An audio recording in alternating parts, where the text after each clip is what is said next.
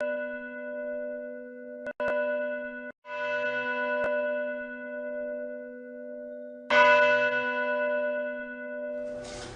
and welcome to Depsocom's second day chapter. This morning we have a conversation with our visitors from the Archdiocese of Cincinnati, the mission office in the USA. They are in the persons of Reverend Deacon Royce, Sabrina, Angela, and Dr. Michael. You begin the conversation with Reverend Deacon Royce. Thank you.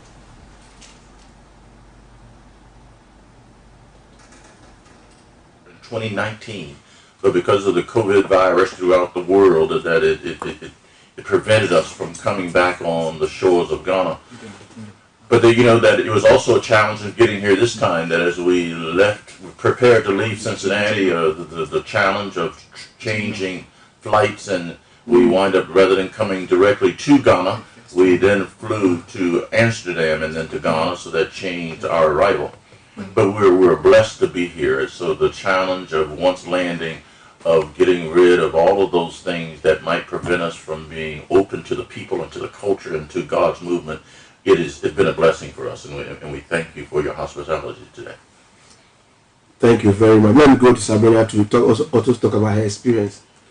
Well, my experience, this is actually my second time. I was here in 2017, and I came also with my oldest son, and it was a wonderful experience because his name is Kwame. Oh! Yeah, and we named him Kwame Ture. So that's his name. So it was a wonderful experience for him as well. It was, so much unity in the community that we loved it, and we felt so welcome, especially he did. Okay, that's good. Let me go to Angela. Hello. It was good to come back, and one of the things I appreciate is just seeing the common fellowship among saints, and also seeing the saints kind of experience the challenges and still stay within their faith. And so it's good to see people at their rawness, but also be able to pull themselves back into just their faith, knowing who they are in Christ. And so it's always good to fellowship. When we go to Dr. Michael, your experience, the journey and everything together. Well, this is my fifth trip, and it's always a joy to come here. I teach theology at Xavier University in Cincinnati, and I especially enjoy teaching a course on African American, and womanist theology. And so to come here and see that theology just alive, and just to go to Mass here, it's a great experience. I've had people say, who've been here, I said, when you go to a Mass sometimes in Ohio, a half-hour Mass feels like 3 hours. When you come to Ghana, a 3-hour Mass feels like a half an hour, because of the joy that we experience being with you also. Our experience for me is always that of increases my faith and say, we really are brothers and sisters in Christ, and your joy helps us get through. Thank you. That's great. We are brothers and sisters in Christ, and your joy helps us through. These are the words of Dr. Michael. Let me go back to Deacon Royce. Tell us about the mission office. What is it about, and what are some of the things that you do as members of the mission office? So one of the things is that I'm the director of African and African American ministries for the Archdiocese, and I work in concert with the director of missions, which is Mike Gable, so that we work hand in hand, that as we, in our relationship of mission, not only locally, but mission nationally, that is through my experience of working with this office that we began, that I've been blessed to work with Michael Gable in the mission office, to come to Ghana on 4 separate occasions, but also to go to Ethiopia and Kenya. It reminds us who we are, this global people, that we're connected in various ways. And it's not until we land in what we call our homeland, Africa, that we come and know who we are, right? That we're connected in ways that I would have never dreamed. So it is that. So I would defer to Michael about the mission of Mission Office. Michael, you want to? Okay. Yeah. Michael. About 250 years ago, there was a young woman in France who got letters from her brother in China saying, we really need some finances to help the church grow here. Make a long story short, that young lady started collecting a penny from each one of her fellow workers at a silk factory, and that just took off around the world. to the point now we have what we call the Pontifical Mission Societies that have been around 250 years. And my job is to be the mission office director for the Archdiocese of Cincinnati. Every diocese in the world has a mission office, and our main job is to help people understand the importance of promoting the mission of Jesus and dioceses that still need financial help. And so I try to get across the idea when I return home that it's not just about charity, it's about solidarity. So it's not that you feel sorry for someone, but that as we collect funds for churches in Asia and in Africa, this is a sign of our friendship and our solidarity. And then what I like to do is say in the solidarity, it's a two-way street. How can we not only provide support to them, but how can they provide support for us? Which is why we're here to soak up your relationship with God and your understanding of religion is a real gift back to us. Okay. I am happy when you said when you give help, it is not charity, but a sign of solidarity. Amen. Could you explain further? Well, when I teach my courses, most of the time when people think of Catholic, they just think, okay, it's charity, we're helping these poor people. I say, no, wait a minute. Solidarity, Pope, I guess it's John Paul, made the distinction between compassion and solidarity. Compassion, you see something you heard on TV and you want to give my money, then you walk away. Well, no, solidarity, the Pope calls us to, is something beyond just giving them an initial handout, but to be with folks for the longer term. If I find out, yes, they need $50 for this project, yes, that's good, but what am I doing for the long term to make sure that Africa is treated properly? So I take people to visit our Congress people, to visit our government people, and say, we're robbing so many resources out of Africa. I can give my $50, but there are, Africa's $91 billion in debt?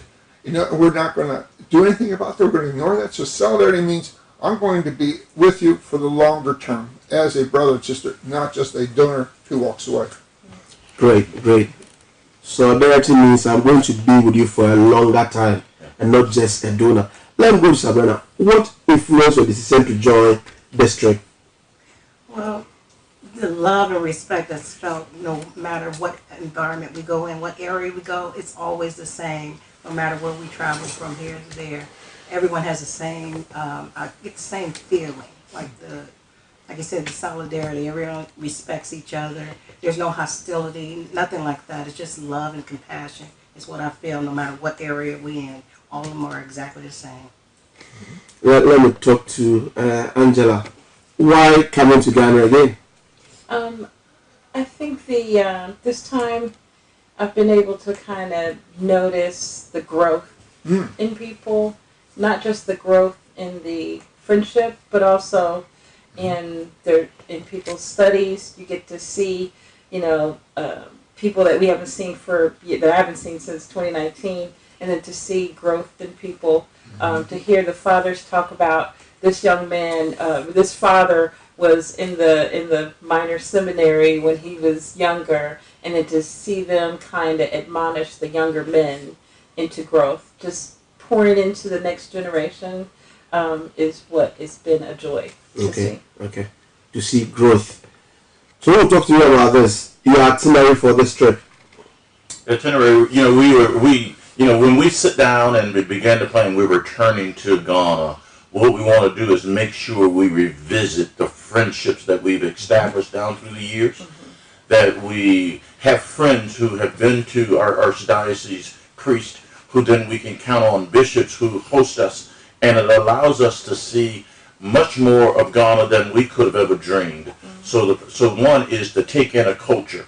For me personally, is this idea that growing up in America and always calling myself African American and never have a grasp of what it is to be African. And it wasn't until I touched the shores of Ghana and began to touch the lives of people, and they share their lives with me, that I have an appreciation of who I am, right? And then I can go back. I had a great pastor who was no longer with us, Father Paul Railing, and he said to me, "Royce, you must go home." I didn't quite understand, but it was something that he said, he exhorted me, "You must go home."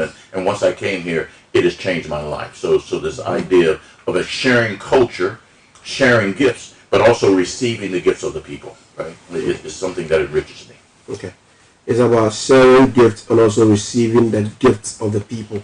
So in this visit, what are some of the places you'll be visiting? So far we flew into Accra, and we spent some time at the SMA guest house. Okay. And then we visited schools and pastors, and we take in and share.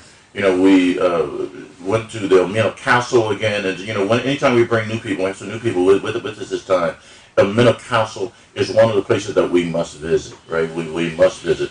Even though we didn't get a chance to walk into the Cape Coast Seminary, it's important for us to visit there because our great late pastor, Father Paul Rayland, retiring from Archdiocese of Cincinnati, came to Cape Coast and taught as a professor. In the seminary? Yeah, the seminary in Cape Coast. And then we head toward the great city of Secondary and Trichardi Diocese, where we meet great people, right? And we're having a youth empowerment later on today, then we'll then head off and go to Goso to be with Bishop Peter Atohene, okay, and meet school children and those kind of things. So it is in a 15-day span. We're doing lots of things, but it's all gift for us. Great. Thank you for breaking it down for us. So let me talk to Sabrina. What is the expectation moving around? Just to continue to, I'm a visual person. Just seeing, the environment and everything. And what I absolutely truly love, and this probably doesn't answer your question directly, but what I truly love is that how engaged the people are, having the children engaged in everything that they're doing, especially in religion. I love that. I mean, you couldn't do any better for your child than to enable them to know God even better. And that's the environment that we've been in. That's even what I feel when I see the kids out, in the streets and everything. There's still adults around them, leading and guiding them. But they just to see so many kids that's in the seminary, young men, that's just inspiring. Okay. It makes me want to go home and just, reach out to the kids that I'm around. Okay. And inspire them, continue to inspire them as well. That's great. Angela? I guess my expectation is just more of the same in terms of the flow of love. As Sabrina mentioned, just the sights of seeing people work their ministry, of seeing the youth look to leadership and be eager to learn, eager to serve. And how you pour into the youth is very important. And so just being able to see that wherever we go. And also the welcome. I mean, I don't think I've ever been as welcomed to a place as when I come here. And that experience is also part of my expectation because you all are so good at it. So we love it. Yeah. All right. Yeah. Let me get to Dr. Michael. My expectations? Yeah. Just to taste the fruits of the Holy Spirit here.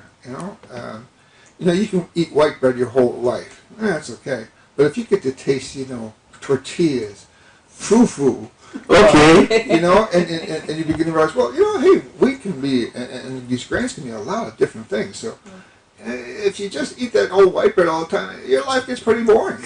So I enjoy coming here, even though I may not love everything that I taste here. It expands your horizons and realize that, there's some really exciting things out there we should all come to appreciate. So for me, the expectation is to get out of my white bread and have a chance to taste the wide variety of flavors of God here. Okay, let me give this question to you. Since you came, or for experience in Ghana, what Ghanaian meal have you tasted? This always have bread, right? But then we had fufu. We had red beans, red. Okay, red. We would do plantains. Okay. We had millet. Okay. Right? Oatmeal, oatmeal. But the pineapple is just great here. I mean, it is sweet. Yeah. It is. Once we see pineapple, we all just dive in.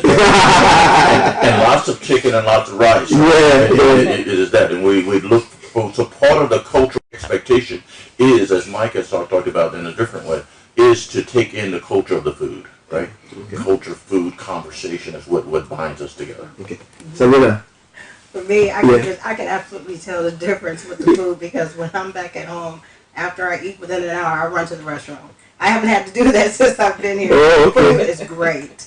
It is. It's very natural, and I can tell. My body can tell. Okay.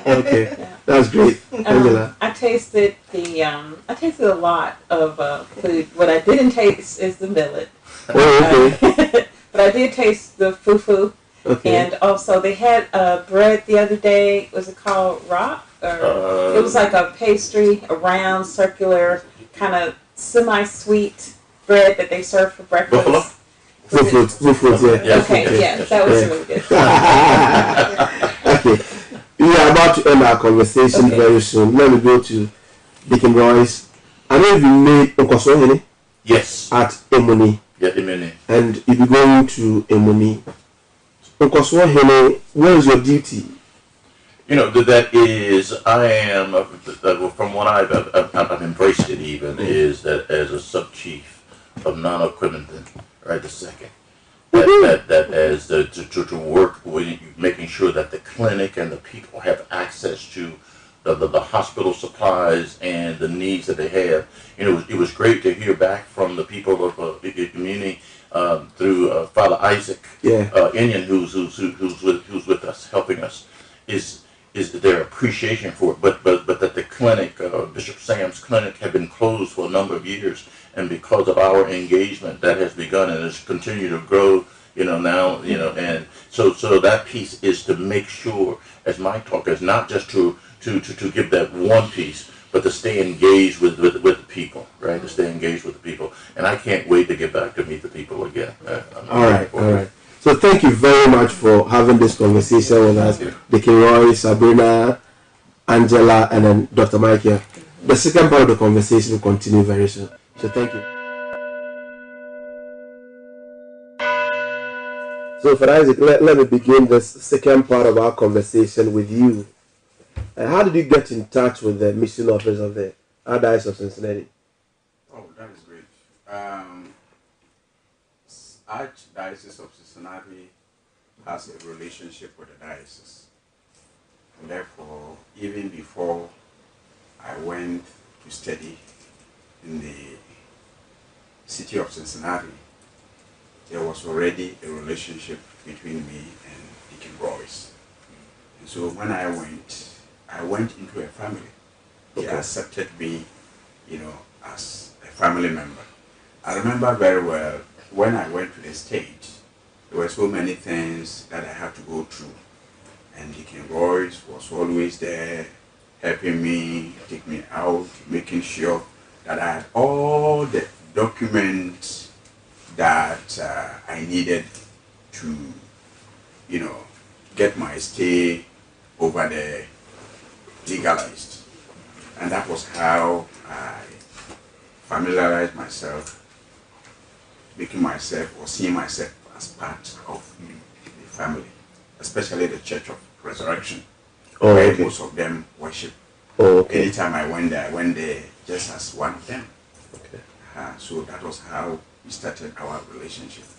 Okay, let me go to my senior brother, Father Benjamin. Well, Father, how did your relationship with them also begin? Just like Father Isaac mentioned, I went to Cincinnati in 2016 for my studies at Athenaeum. And whilst I was in the seminary, I was going to support and help them with masses, confessions, and others. And after my studies, I was asked to stay to help a retreat center, Our Lady of the Holy Spirit. That's where I'm working now. Okay. And once I had to stay, I've been doing the mission appeals for my diocese also. Okay. That's how come I come to know the mission office and then the Church of Resurrection. Okay. So these are the reasons. Okay. Let me talk to Kyle, right? I'm going to name right. Yeah, Kyle. Kyle, right, yeah. Okay, all right, great. You are there, you hear in a group, the mission office is coming to Ghana. You're on a trip. Why? That was exactly how it happened. So the way this works is, I just moved to Cincinnati. Okay. Originally I lived in Detroit, and then through works with the Archdiocese and the Church of the Resurrection and the Jesuits, they decided to open up a new all-boy Jesuit Catholic school in Cincinnati. Okay. And so when I was coming down to Cincinnati to interview, everybody that I encountered from Church of the Resurrection talked about this Ghana trip. This trip that they've been on before and how impactful it was. And it went beyond just Deacon Royce. I mean, it was when I spoke to his wife, Rita Winters, when I spoke to Sabrina, everyone I encountered just talked about how powerful this was. And so for me to be a principal of a all-boy Jesuit Catholic school and have an opportunity to go back home, for me personally, I couldn't pass up on this kind of an opportunity.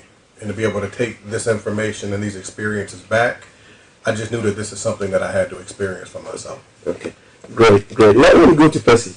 How did this happen?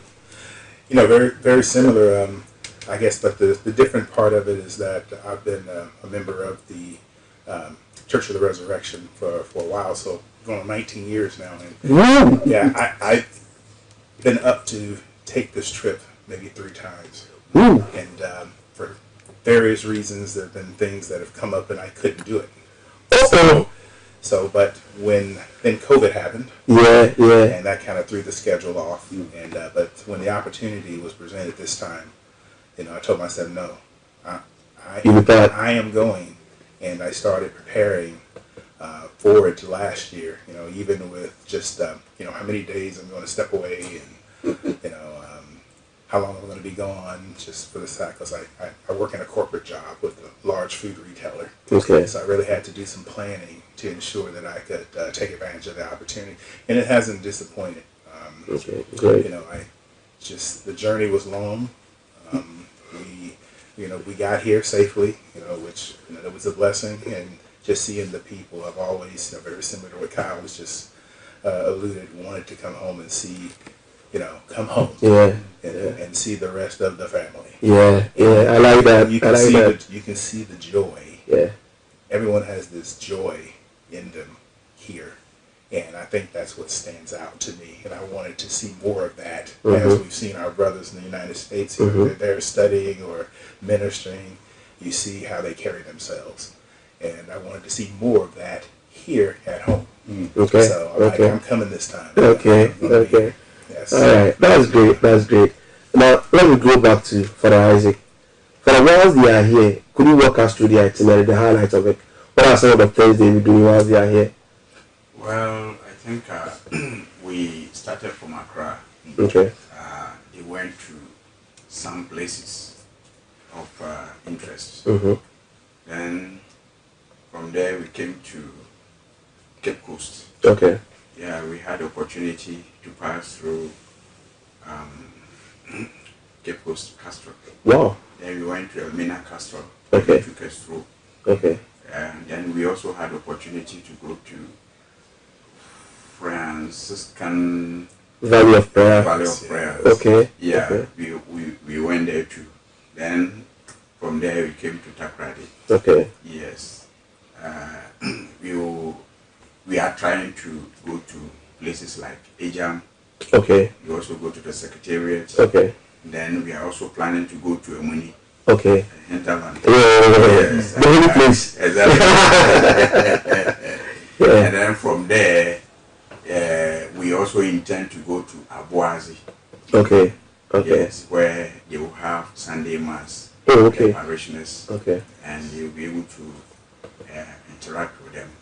Then they will also go to the Diocese of Gosu. Okay. Yes. Okay. And from there, they will also have a program. A program for them. Basically, visiting places of interest. Okay.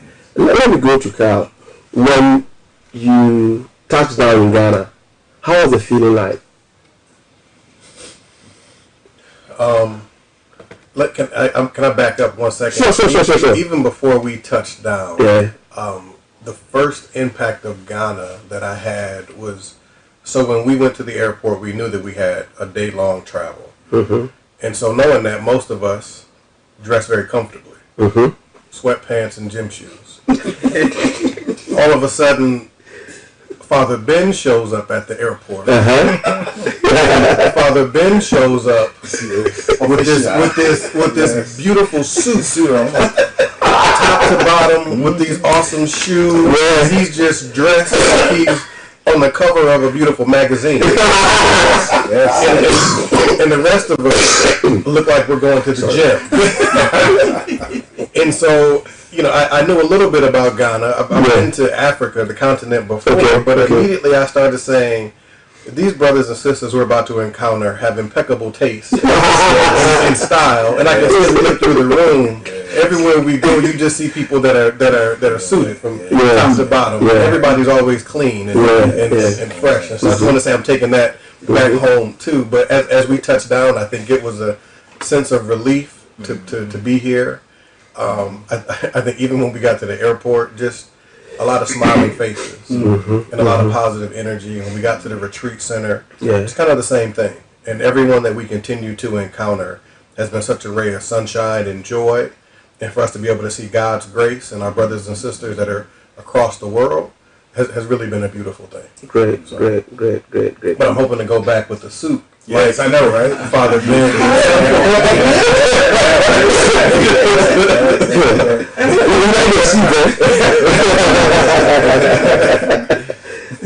So Percy, Yes. your experience and when you touched down. Yes, very similar. I would say that I noticed it probably on the flight from Amsterdam as we were boarding to make our way to across it. Man, it was the first time ever that I'm like, 90+% of the people on this plane look like me. So that started, and that aura that everyone brought with them. You know, I saw the professional, you saw the mother with their children, you saw, just the guys just traveling, also with clean jogging suits. So that was the first taste, and then obviously once we arrived and touched down, for me, I make it a tradition that once I get off the plane, I always take a deep breath, because I'm officially breathing, air of the mother continent. I'm in Ghana now, so I'm now. It's a different type of fresh air. So, but it's overwhelming, and once again, I always go back to the consistency of the joy that's in the people. I've seen that throughout the entire journey, and once we arrived, it just confirmed that no, this is who the people are. All the time, not sometimes, all the time. So great. This is what the people are. Not sometimes, but all the time. all the time. Yeah. I know as part of your stay here, you'll be going to Amuni, where the second bishop of this diocese comes from. What is the plan when you get there? Do you have any idea? Or if we don't, I don't have a plan. Okay. I think part of this trip for me is just to be present. I think maybe you guys know a little bit more. I believe Father Isaac is from the place, and he knows more about the program for that day. Okay. So then Father, just brief us and then. Oh yes, as I began with, already Amoni is part of Cincinnati Diocese. Yeah. That has a relationship with the Archdiocese of Cincinnati, and I am from Amoni, so I have personally benefited from them.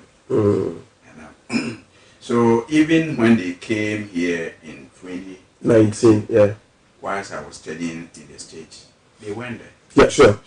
Yes, and this time around they are going back. And already there is a relationship. They hear from them. Okay. And they also hear from them. Okay. There have been correspondence. And they have also been helping Amuni Clinic. Okay. Bishop Sam Memorial Clinic, Clinic. They have been helping them. So this time around, they sent me a message that they will come and visit them. Okay. I have duly also informed them. Okay. And already I could see the euphoria. The people are ready. Okay. They are going to welcome them. Okay. I remember very well when I was in the States and they came to Amuni. They returned. I remember one of them said, Father Isaac, when we went, your people treated us like kings. Wow. Yes. So this time round, I don't think it's going to be different from the way they treated me when they went there.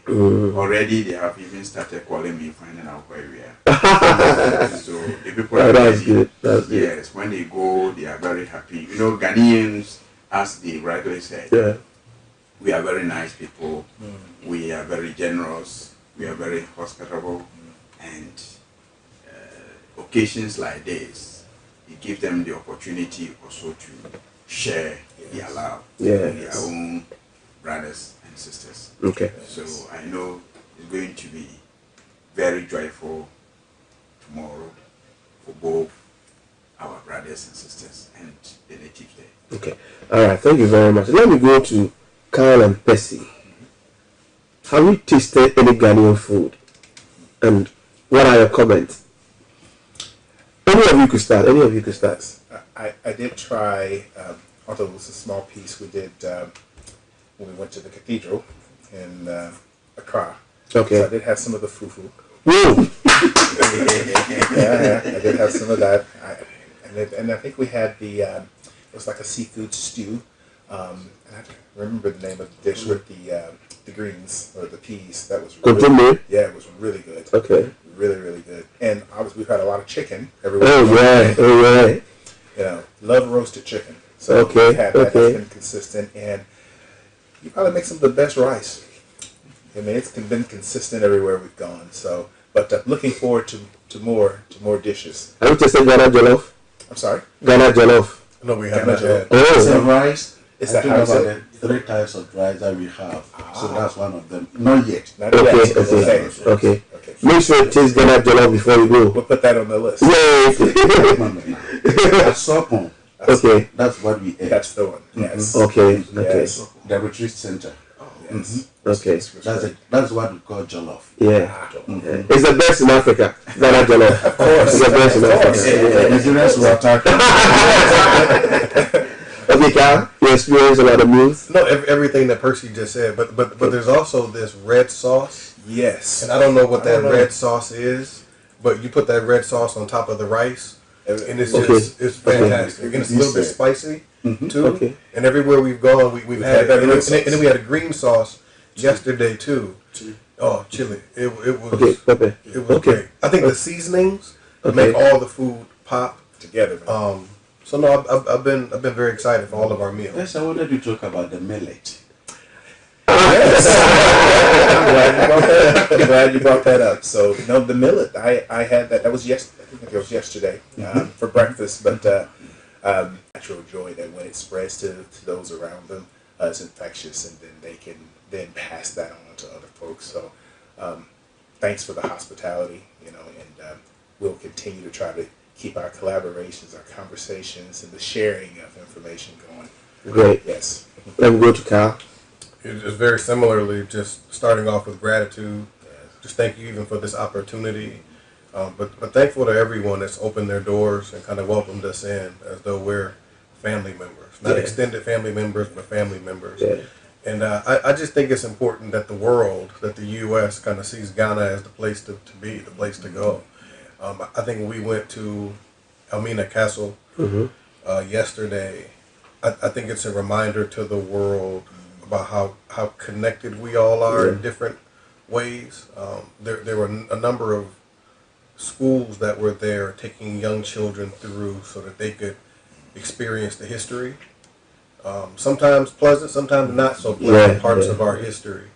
And I think that's a lesson to the United States on how we can find ways to still educate our world about the pleasant and not so pleasant moments, out of respect for our ancestors, but also out of respect for our legacy and our future as well. So again, I thank Ghana for welcoming all of us, everybody in this room. You continue to bless us so immensely, and so going forward, I think everybody should make sure to touch down here at least one time in their life. Great. Yes. Father Benjamin. I believe it's the same appreciation that we want to extend to you for giving the opportunity to and I want to also take this opportunity to thank my brothers and the family back in Cincinnati. Before going for studies, of course, we all talk and share and I would just want to say that sometimes we have some perception, prejudice, and you need to experience before maybe you pass a comment. Yeah. They are good people. They are like family. My stay over there for 7 years, I've never encountered anything regrettable.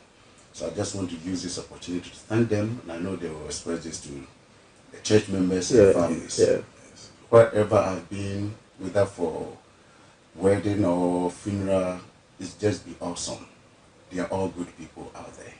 So as we thank you, I want to thank them for the hospitality they've given to all of us who have been in Cincinnati. Okay. Thank you very much. All right. Yeah. For Isaac.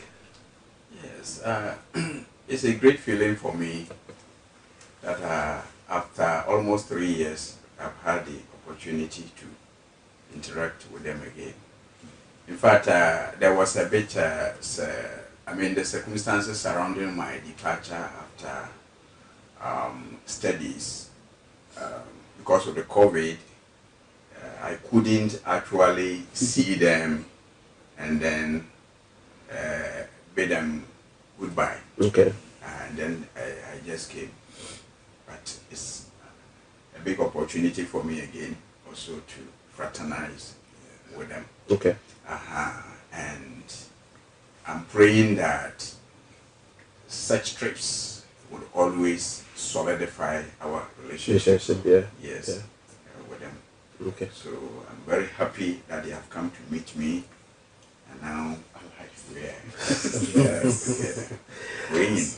Okay. The Lord will strengthen them so that the mission office will grow from strength to strength. Okay. Great. Before we leave, Kyle and Pes, you have to give me a Ghanaian word you have learned. One Ghanaian word you have learned. Medasi. Medasi. That's the one.